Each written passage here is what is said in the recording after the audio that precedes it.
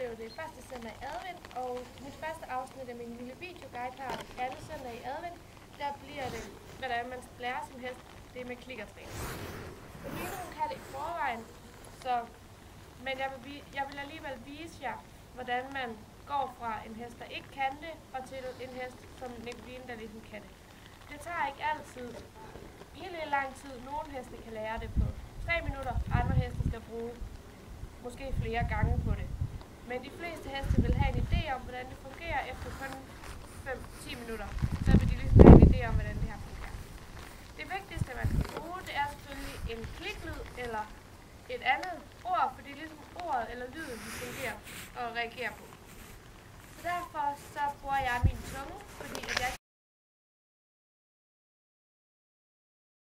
med en tennisbold på, og det gør ligesom, at når hesten skal lære det her med klikkertræning, så gør man det ved, at den lærer at røre en ting, og så på den måde indlærer man klikkertræning. Det her er en nem og billig måde at gøre det på, at man bare skal bruge en pind og en tennisbold. Og ellers så kan du bruge alt fra en flaske til en frisbee, eller hvad du lige har lyst til. Det er egentlig lige meget, hvad de skal røre, bare det er den samme ting, du gør det med hver gang, lige her i indlæringsperioden. Og som I kan se, så har Nicoline ligesom lært, at hun skal røre ved den her, så hun gør lidt, hvad hun kan, for at komme til at røre ved den, fordi hun ved, at det udløser en god. Men det første skridt, det er, at du har dine godbidder klar lige med det samme. Fordi klikkertræning til indlæringsperioden gælder det om at være hurtig og gøre tingene rimelig hurtigt efter hinanden. Så det jeg gør, det er at vise den her. Sige min kliklyd lige så snart hun rører ved den, og give hende godbiden rigtig hurtigt. Jeg prøver lige at gøre det igen.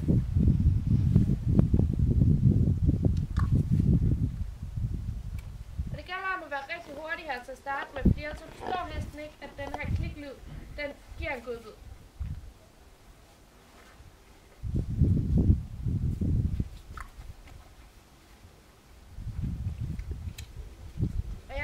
Gør det sikkert, så I alle sammen er med på det, at bare fordi man bruger klikkertræning, så betyder det ikke, at man kan skille sig af med godbidder.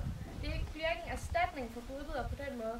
Det er egentlig bare en måde, så vi hurtigere kan komme til at sige til vores heste, at det var lige der, du gjorde det rigtigt.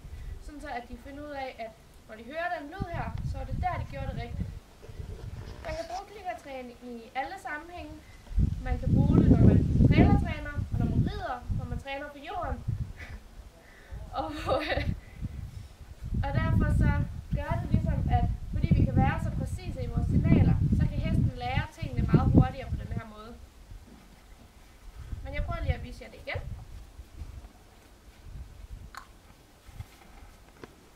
Og nu kan Nicoline allerede det her med klikkertræning. Men hvis hun ikke havde kunnet det, så havde det taget hende et stykke tid at finde ud af, at når hun klikker, eller når jeg klikker, så får hun en godbid, og det var der, hun gjorde det rigtigt. Jeg har lært hende en del tricks, hvad det her angår.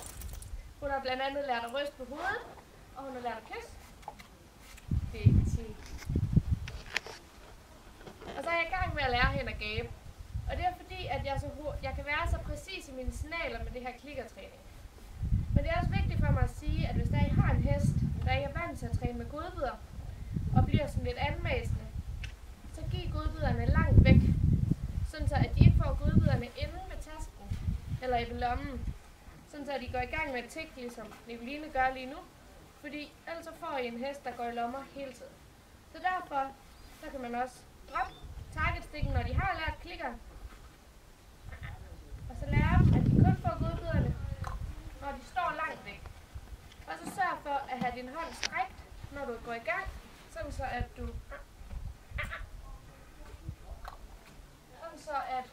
du går i gang med at lære hesten, at det kun når den kigger væk, eller ikke går i lommer, at den får sin godbid. Ja. Og så når man er 100% af hesten, den kan det her med target, så kan man begynde at tage den længere væk, sådan så de skal gå efter den. Vend ned. Op i luften.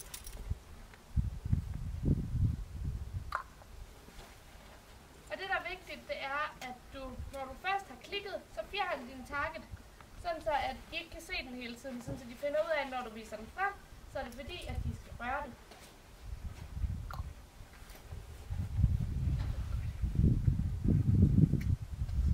Så det er egentlig ikke så svært at indlære det her med klikker med sin hest. Men det kan jeg jo sagtens stå og sige, fordi jeg har en hest, der kan det. Så derfor så har jeg fået lov at låne en hest, som ikke kan det, som jeg lige kan vise jer med, hvordan det fungerer. Ja, så har jeg lige fået lov at låne Felix, som er en af hestene ude i stallen. Felix har aldrig prøvet det her med klikkertræning før, så det er en rigtig god lille idé til lige at vise jer, hvordan man lærer en hest, som aldrig har prøvet det før. Så det jeg gør, jeg lige får hans opmærksomhed, vise ham den her, hurtigt giver ham en godbid. Han var ikke lige klar på, hvad der skulle ske, så nu prøver jeg det igen.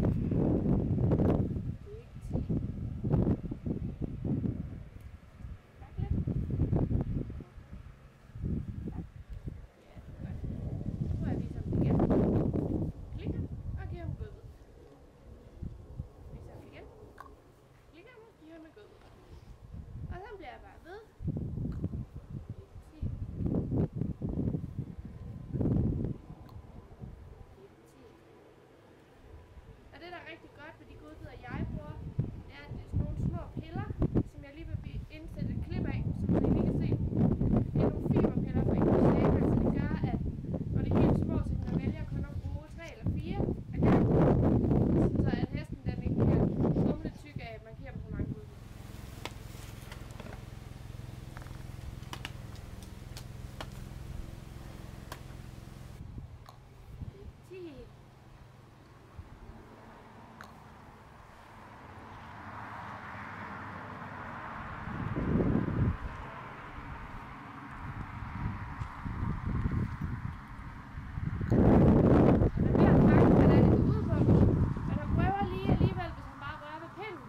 Til mig. Var det ikke fint nok? Men så roser jeg ham kun, hvis han rører ved bolden.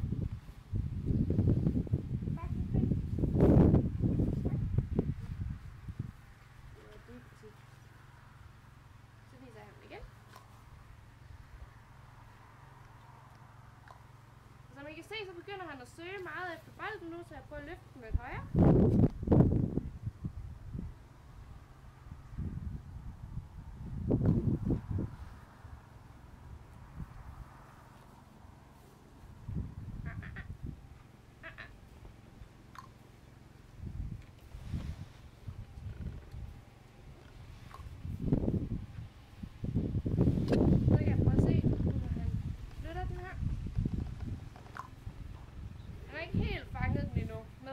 Han har klikket den betyder. Det var ligesom den måde, jeg fortalte jer lige før, med at tjekke, om hesten har forstået, hvordan det er, man gør. Det er, at man får den til at kigge væk, og ikke være fokuseret på en. Sige kliklyden, og hvis den så ikke er fokuseret, eller ikke er med på, hvad det er, lyden den betyder, så vil de jo selvfølgelig bare blive ved med at kigge den anden vej, og ikke være med på, hvad det er, det betyder. Men selvom jeg har sagt med kliklyden, og de ikke reagerer på det, så får de det for at blive ved med at sige, at en kliklyd er lige med en godbid. Nu prøver jeg at vise bolden igen.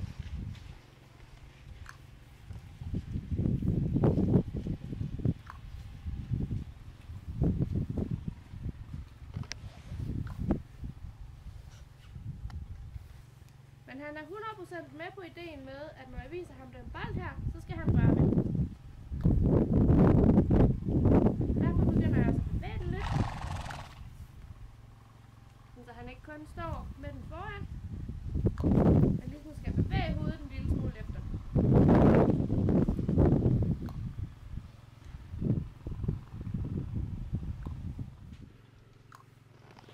Men han er 100% med på det her med bolden. Det betyder, at han kan røre. Og når han så rører på den, og jeg har sagt med klikket, så søger han over mod mig. Så det der med, at han har gjort det rigtigt, så kigger han over mod mig. Så han har ligesom forstået, at den her kliklyd betyder ros. Og det er ligesom måden, man lærer sin hest det her med klikker. Det tager selvfølgelig lidt længere tid, før man kan begynde at bruge det i ridning, og kan begynde at bruge den i trailertræning og jordarbejde og alt sådan noget. Men her til at starte med, der er det rigtig at bruge en target og et bestemt mål, de skal røre ved, sådan så man lærer dem det på den måde.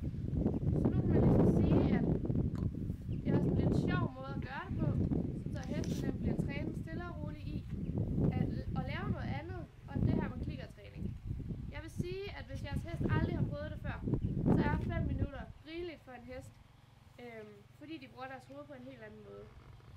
Så jeg var rigtig glad for, at jeg lige kunne få lov at vise jer det med en hest, der ikke havde prøvet det før. Og jeg kunne se det med Nicoline, som havde prøvet det før, og ligesom forstod, hvad der var, det gik ud på.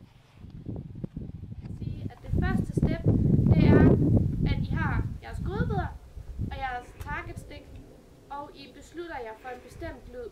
Hvis det er, du ikke er 100% sikker på, hvilken lyd du vil bruge, så tænk over det, fordi når du først har lært den ene lyd, så er det den lyd, du skal bruge. Jeg vælger at bruge den her lyd, fordi at den siger man ikke særlig tit, og det er ligesom det er ikke en lyd, den kan forveksle med noget andet. Og så skal du lære din hest først at røre ved targetstikken, og det kan godt være, at det tager lidt tid. Hvis du for eksempel har en hest, der ikke vil røre ved den, så rør ved mulen, og så klik den, når du rører på mulen, og så tag klikkeren væk igen. Det jeg kunne se med Nicoline, da jeg startede, det var, at hun var en lille smule bange for targetstikken. Så derfor så valgte jeg at røre hende med mulen, og lige vise hende, at den var ikke så farlig. Sådan så hun fandt ud af, at den ligesom ikke åd hende. Og når du så har lært din hest, at den rører ved den her targetstik, så kan du begynde at bevæge den lidt. Hvis du ikke er sikker på, at din hest er 100% sikker på, hvad dit klik betyder, så kan du have din hest til at kigge lidt